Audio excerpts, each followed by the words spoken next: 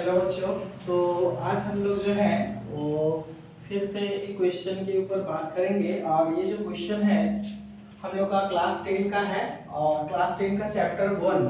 ये जो क्वेश्चन है वो चैप्टर 1 और ये वास्तविक संख्या जिसका नाम है इंग्लिश में रियल नंबर के नाम से जाना जाता है। ठीक, तो आज हम लोग को जो यहाँ पे एक क्वेश्चन जो है वो क्वेश्चन ये है कि हम लोग को ये प्रूव करके दिखाना है कि सिद्ध करें कि √3 एक अपरिमेय संख्या है।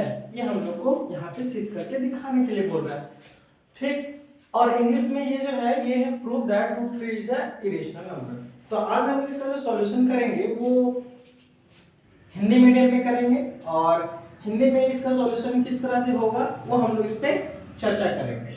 तो इसका सॉल्यूशन करने से पहले एक बात का ध्यान रखना है कि सबसे पहले ये हमें जान लेना पड़ेगा कि अपरिमेय संख्या होता क्या है।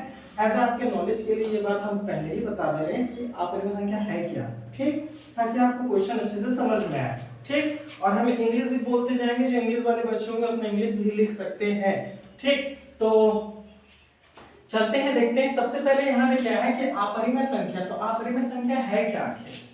अपरिमेय संख्या है क्या, कहते हैं किसको?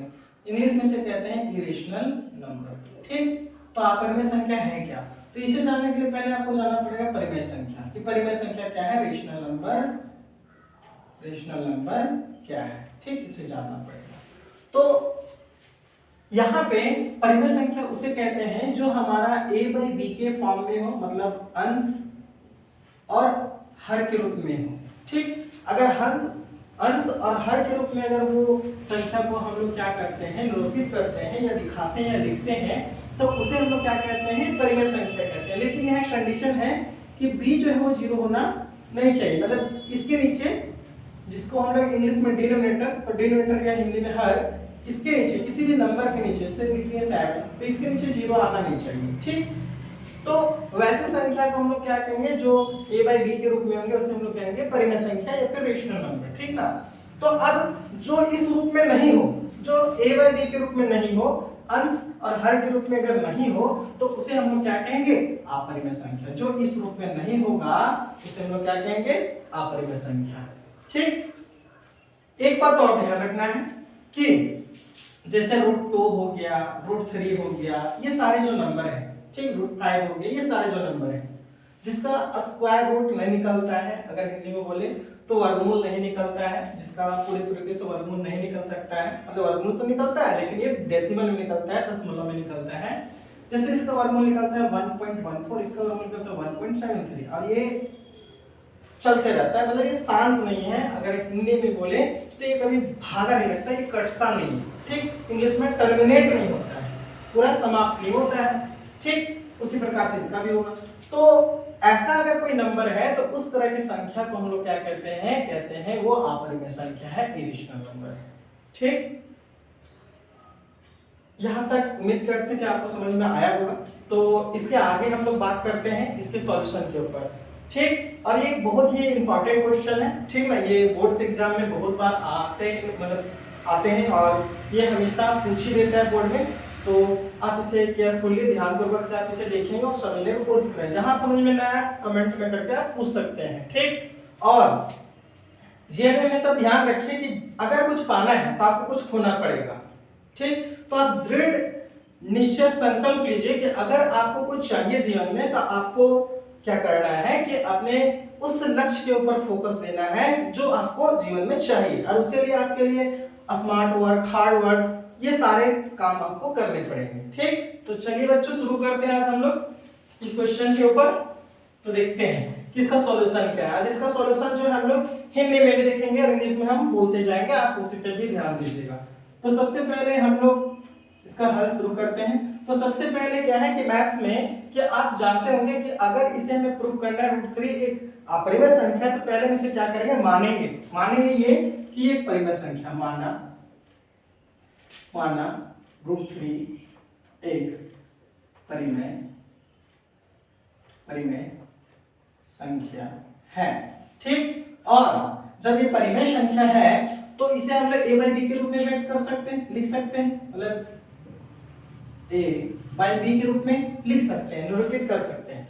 ठीक। और एक चीज और हम लोग ये मान रहे हैं कि ए और बी जो है एक आप बोल सकते हैं सह-अभाज्य संख्या है। ठीक, कैसे संख्या है? सह-अभाज्य। आप सोच रहे हैं सर सह-अभाज्य संख्या होती क्या है? ठीक, तो उस पर बात करते हैं। एक सह-अभाज्य संख्या है, ठीक, जिसको इंग्लिश में कहते हैं को-प्राइम नंबर, ठीक ना। और ये b नॉट इक्वल टू 0, मतलब इसका जो डिनोमिनेटर वो 0 नहीं होगा। अब सह-अभाज्य संख्या क्या है, उस पर जरा गौर करते हैं। देखिए, सह-अभाज्य संख्या उसे कहते हैं, सह-अभाज्य संख्या जिसको कहते हैं को-प्राइम नंबर। तो सह-अभाज्य संख्या उसे कहते हैं जिसका केवल और केवल दो ही गुणनखंड हो, मतलब दो ही ऐसे नंबर हो जिससे वो नंबर भागा लगे। और वो नंबर कौन कौन से हुए? एक 1 और एक स्वयं। मतलब कोई भी अगर संख्या है, मान ली ए कोई संख्या है, ठीक, या मान ली दो ही है, तो दो एक ऐसा संख्या है जो केवल और केवल 1 से डिवाइड होता है और अपने आप से होता है, ठीक। तो ऐसा संख्या को हम लोग कहते हैं सह-अभाज्य संख्या, ठीक ना। तो यहाँ पर ये जो है ए और बी एक सह-अभाज्य संख्या है, को-प्राइम नंबर है, ठीक। तो आगे देखते हैं हम लोग। तो यहाँ पे ये मान के चले हैं अगर ए और बी का, अगर इसका कहने का मतलब है कि अगर इन दोनों का एचसीएफ, अगर कोई नंबर है और ये अगर सह-अभाज्य संख्या, हम ए और बी का अगर एचसीएफ निकालते हैं, ठीक, और अगर ये 1 आता है, ठीक, तभी हम कहते हैं कि ए और बी जो है एक सह-अभाज्य संख्या है, मतलब को-प्राइम नंबर है, ठीक ना। तो हम लोग को ये यहाँ पे पता चल गया है कि ए और बी अगर सह-अभाज्य संख्या है, इसका मतलब ये है ए और बी जो है भाजक केवल और केवल एक से लगेगा, मतलब इसका जो भाजक होगा वो केवल और केवल कौन होगा? एक होगा, मतलब बोल सकते हैं डिवीजन, ठीक। तो यहाँ पे हम लोग करते हैं, तो इसको दोनों तरफ वर्क करने पे, दोनों तरफ वर्क करने पर, वर्क का मतलब होता है स्क्वायरिंग ऑन बोथ साइड, ठीक। तो इसको दोनों तरफ वर्क कर देते हैं, तो आगे हमें क्या मिलेगा? मिलेगा 3 equal to a square by b square by 1, ठीक। तो इसको क्रॉस मल्टीप्लाई, ये यहाँ ये यहाँ, तो अगला स्टेप में हमें मिलेगा 3b square equal to a square. अब जरा ध्यान से देखिएगा, तो 3 से ए स्क्वायर भागा लग रहा है, मतलब हम ऐसे लिख सकते थे ए स्क्वायर बटा 3, ये नीचे जाता भागा में, तो ए स्क्वायर को भागा लगा, तो यहाँ हम लोग लिखेंगे, ठीक, कि ए स्क्वायर 3 से विभाजित है, ठीक। ए स्क्वायर 3 से क्या है? विभाजित है। अगर ये 3 से विभाजित है तो यहाँ पर ये हम लोग तथ्य देंगे कि ए जो होगा वो 3 से भी विभाजित होगा, ए जो होगा 3 से भी विभाजित होगा, ठीक। इंग्लिश में इसको लिखेंगे ए स्क्वायर डिवाइड्स बाय 3 और यहाँ लिखेंगे ए डिवाइड्स बाय 3, ठीक। तो यहाँ पे हो गया। आगे यहाँ पे लिखेंगे माना, फिर से एक बार हम मान ये रहे हैं, ठीक, कि a इक्वल टू, अब हमें क्या करना है? b को दिखाना है कि b जो होगा वो भी 3 से डिविजिबल होगा, ठीक। तो हमें क्या करना पड़ेगा? मानना पड़ेगा a equal to 3c। c क्या है? हमें दिखाना है कि ये b भी भागा लगेगा, अभी तो a भागा लग रहा था 3 से, अगर हम ये दिखा दें कि b भी भागा लगेगा तो इससे है ये पता चलेगा कि इसका जो एचसीएफ है a और b का वो एक नहीं है, मतलब संख्या एक नहीं है, 1 नहीं है। तो 1 नहीं है तो कौन आ जाएगा? 3 आ जाएगा, 3 आ जाएगा तो एक सह-अभाज्य संख्या माने हैं। और अगर ये सह-अभाज्य संख्या नहीं है तो सिंपली कह डालेंगे कि ये प्राइम नंबर भी नहीं है, मतलब प्राइम नंबर का मतलब परिमेय संख्या भी नहीं है। परिमेय संख्या नहीं कैसा है? अपरिमेय संख्या है। तो यहाँ पे मान रहे हैं। अब सी क्या है? तो यहाँ लिखेंगे जहां, इंग्लिश में वेयर, सी एक पूर्णांक संख्या है, ठीक। अब सी एक पूर्णांक है। पूर्णांक क्या होता है? जो धनात्मक और ऋणात्मक संख्याएं होती हैं उसे हम लोग क्या कहते हैं? पूर्णांक कहते हैं, ठीक। तो यहाँ पे इक्वल टू माने ए का जो माने 3c, उसको हम लोग यहाँ क्या करेंगे? यहाँ पे बिठा देंगे, ठीक। अब मैं इसको समीकरण 1 भी मान सकते हैं, क्या लिख सकते हैं? समीकरण 1 से, समीकरण 1 से, ठीक, यहाँ बिठा दीजिए। तो 3b² इक्वल टू 3c का होल स्क्वायर, तो आ गया 3b², ये 3 का स्क्वायर 9, और ये तो 3 के टेबल से कट रहा है 3 टाइम्स में, तो आ गया। इसको थोड़ा लेफ्ट और राइट कर देते हैं, इसको इधर लिख देते हैं 3c², इसको लिख देते हैं b²। तो यहाँ पे जरा ध्यान दीजिएगा, अब 3 से कौन डिवाइड है, b, मतलब 3 से कौन भागा लग रहा है, b लग रहा है। तो फिर से यही बात रिपीट की, जो ऊपर आप लिखे उसी चीज को यहाँ भी सेम एज रिपीट कर दीजिए। ठीक, क्या लिखेंगे कि b² 3 से विभाजित है, इसीलिए b जो होगा 3 से भी विभाजित होगा। यहां तक कोई समस्या नहीं होगी, ये हम उम्मीद करते हैं। तो यहाँ पे देखिए a 3 से भागा लग रहा है और b से भागा लग रहा है। इसका क्या मतलब है, इसका मतलब ये है कि a और b का जो गुणनखंड आ गया है उभयनिष्ठ गुणनखंड, उभयनिष्ठ का मतलब तो कॉमन, मतलब वह नंबर जो दोनों को a और b को दोनों को भागा देने वाला संख्या कौन है, हमारा 3 है। ठीक, तो हम लोग यहाँ लिखेंगे अतः a और b का कम से कम एक उभयनिष्ठ को बोलते हैं कॉमन, उभयनिष्ठ लिखते हैं गुणनखंड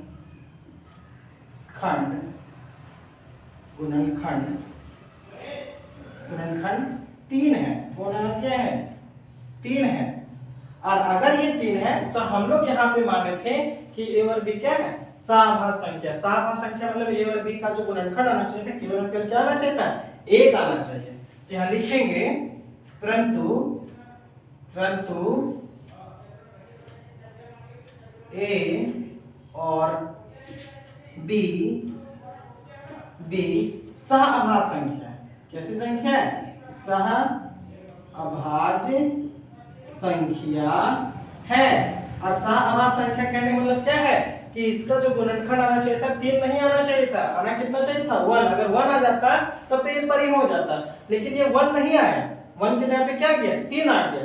तो मतलब a और b तो सहाभाज्य संख्या है, और जब सहाभाज्य संख्या है इसका मतलब ये है कि ये जो हमने माना है कि ये परिमेय संख्या है, ठीक, वो गलत है, मतलब ये विरोधाभास है। तो लिखेंगे यह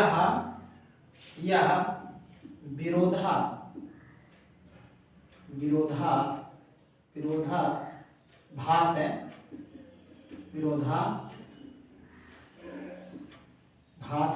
यह विरोधाभास है, मतलब जो हमने माना है वो क्या है, गलत है। ठीक, या विरोधाभास है, इसीलिए ठीक विरोधाभास है, इसीलिए √3 कैसी संख्या है, एक अपरिमेय संख्या है, एक अपरिमेय संख्या है। तो ये हो गया हमारा सॉल्यूशन। तो हम लोग क्या किए, यहाँ पे यही किए कि जो था √3 ये हमारा जो है वो हमने a और b को माना था कि a/b जो है मेरा एक सहाभाज्य संख्या है और सहाभाज्य संख्या है, और साथ ही साथ a और b जो परिमेय संख्या था। तो a और b का जो है केवल और केवल एक गुणनखंड आना चाहिए था, और एक गुणनखंड कौन आना चाहिए था, 1 आना चाहिए था। तो यहाँ 1 ना आकर के क्या आ गया, 3 आ गया। देखिए यहाँ पे 3 आ गया, एक उभयनिष्ठ गुणनखंड कौन आ गया, 3 आ गया। तो ये सहाभाज्य संख्या तो हुआ नहीं, और सहाभाज्य संख्या जब हुआ नहीं तो हम ये कह दिए कि जो हमने माना है वो क्या है, विरोधाभास है, मतलब इंग्लिश में बोले तो which is contradict our assumptions। ये हमने जो माना है वो गलत है। तो जो गलत है इसका मतलब क्या है सर, तो अगर गलत है इसका मतलब ये है कि √3 जो है कैसा संख्या है, अपरिमेय संख्या है, एक इरेशनल नंबर है। ठीक, तो उम्मीद करते हैं कि आपको वीडियो पसंद आया होगा, और अगर आपको ये पसंद आए तो लाइक और सब्सक्राइब कीजिए, और ऐसे ही वीडियो आपको देखना है तो आप कमेंट कीजिए। ठीक, थैंक यू। तो हम लोग मिलते हैं नेक्स्ट वीडियो में। Best of luck.